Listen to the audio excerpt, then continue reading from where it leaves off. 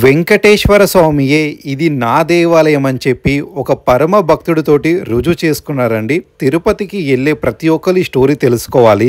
కొన్ని దశాబ్దాల కింద ఇక్కడ అమ్మవారికి పూజ చేసేవారు. ఇక్కడ మేకలని, కోడిలని అమ్మవారికి సమర్పించేవారు.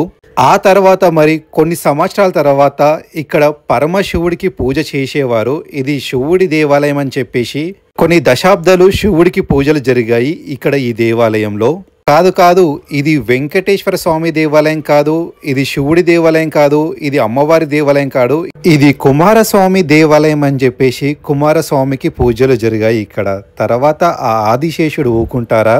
వెంకటేశ్వర స్వామి అన్న ఊరుకుంటారేమో కానీ అతని భక్తుడు ఆదిశేషుడు మాత్రం అస్సలకి ఊరుకోరండి. ఎవరో కాదు, రామాంజచారి గారు తెలుసు కదా. అతని ఆపోజిట్ కొన్ని వేల మంది అండి శివ భక్తులు, అమ్మవారి భక్తులు, కార్తికేయ స్వామి వారి భక్తులు. ఇది మా ఆలయం అంటే మా ఆలయం, మా దేవుడు ఆలయం అంటే మా దేవుడు ఆలయం అండి.